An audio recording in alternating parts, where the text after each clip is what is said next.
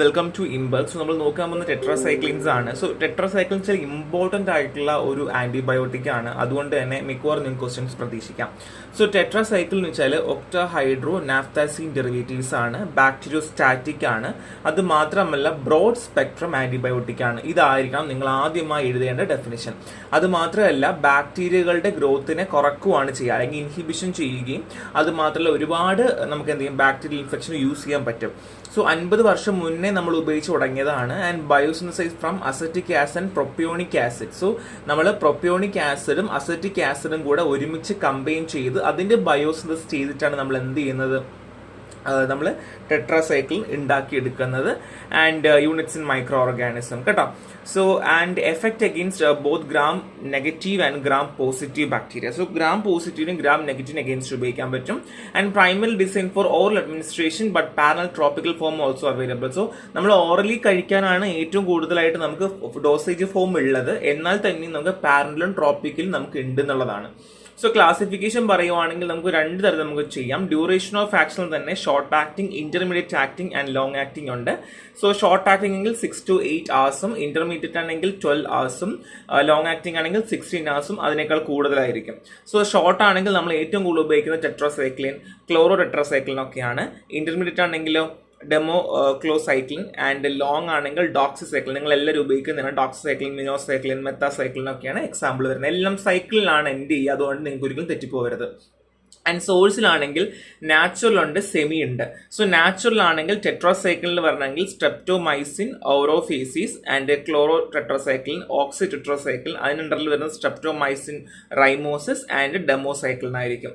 ഇനി വരുന്നത് semi synthetic derivative ആണ്. അതിൽ ഡോക്സിസൈക്ലിൻ, മെക്ലോസൈക്ലിൻ, മെത്താസൈക്ലിൻ ആൻഡ് മിനോസൈക്ലിൻ ആണ്. ഇങ്ങനെയാണ് നമ്മൾ ക്ലാസിഫൈ ചെയ്തിട്ടുള്ളത്.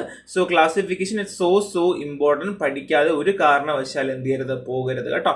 ബിക്കോസ് അവിടെ നിന്ന് ക്വസ്റ്റ്യൻസ് എന്തായാലും ഉണ്ടായിരിക്കും. സോ സ്ട്രക്ചറൽ ആക്ടിവിറ്റി റിലേഷൻഷിപ്പ് ആണ് ചോദിക്കുന്നത്. ഞാൻ സിമ്പിൾ ആയിട്ട് ഇത് കൊടുത്തിട്ടുണ്ട്. സോ ഇവിടെ നമുക്ക് ഓരോന്നായിട്ട് നോക്കാം. ഇവിടെ NHCH3 increase the activity. So ഇത് നമ്മുടെ ബേസിക് ആയിട്ടുള്ള സ്ട്രക്ചർ ആണ്. ഈ സ്ട്രക്ചറിൽ NCH3C2 ആണെന്നുണ്ടെങ്കിൽ ആക്ടിവിറ്റി കൂട്ടും.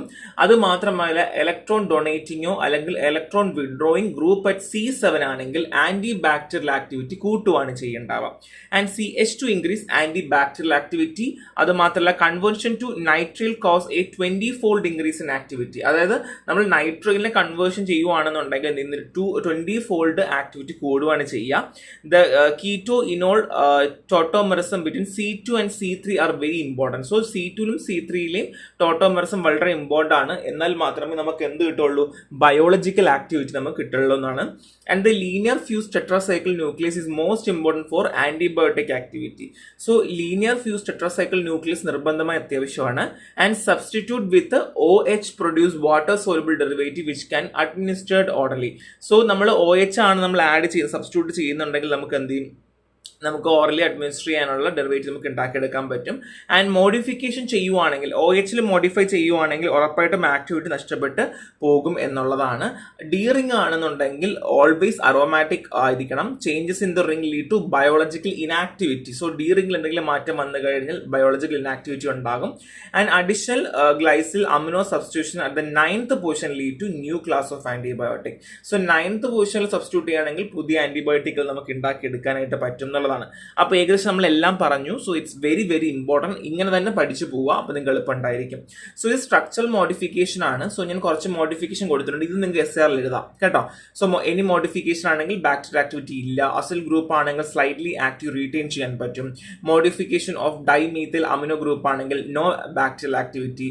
ലോസ് ഓഫ് ഹൈഡ്രജൻ ആണെങ്കിൽ NH3H retain more activity. So ഞാൻ ഓൾറെഡി പറഞ്ഞ കാര്യങ്ങൾ തന്നെയാണ്, നിങ്ങളത് വായിച്ചു പോവുക. സോ കെമിസ്ട്രി ഓഫ് ടെട്രാസൈക്ലിന്റെ സ്റ്റീറോ കെമിസ്ട്രി ആണ്. സോ സ്റ്റീറോ കെമിസ്ട്രി അങ്ങനെ എടുത്ത് ചോദിക്കുന്നു വെച്ചാൽ അങ്ങനെ സ്പെസിഫിക് ആയി ചോദിക്കാൻ ചാൻസ് ഇല്ല, പക്ഷെ നിങ്ങൾക്ക് എഴുതാൻ പറ്റും കേട്ടോ. So stereochemistry of tetracycline highly complex ആണ്. And methacycline, oxytetracycline, meclocycline ഇതൊക്കെ പൊസസീവ് 5 ഹൈഡ്രോക്സി സബ്സ്റ്റിറ്റ്യൂന്റ്. എന്താണ് ഇതിലൊക്കെ 5 ഹൈഡ്രോക്സി സബ്സ്റ്റിറ്റ്യൂന്റ് ഉണ്ട്. And contain 6 chiral carbon atom. എന്തുണ്ട്, 6 chiral carbon atom ഉണ്ട്.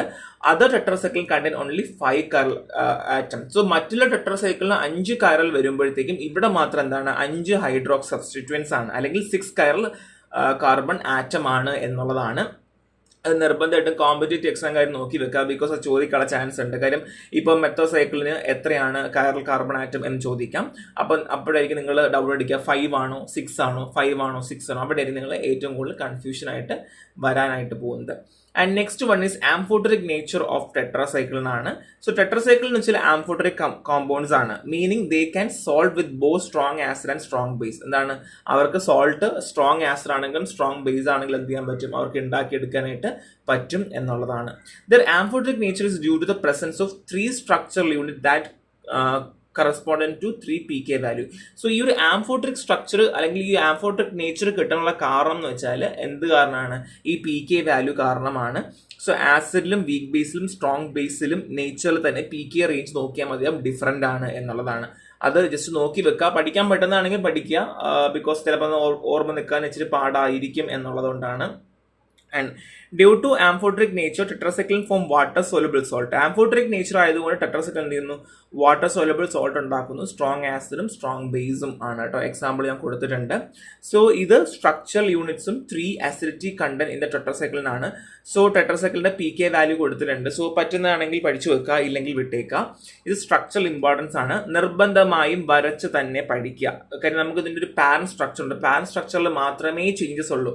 അപ്പം ഇത്രയും നമ്മുടെ സിലബസിൽ പറയുന്ന സ്ട്രക്ചേഴ്സ് ആണ്. ഇത്രയും നിർബന്ധമായിട്ടും എന്ത് ചെയ്യുക, നിങ്ങൾ എന്തായാലും പഠിച്ച് വെക്കുക. അതേപോലെ തന്നെ പാരന്റ് സ്ട്രക്ചർ വെച്ചിട്ട് R1 R2 R4 ഇവിടെയുള്ള മാറ്റങ്ങൾ വരയ്ക്കാൻ പറ്റും.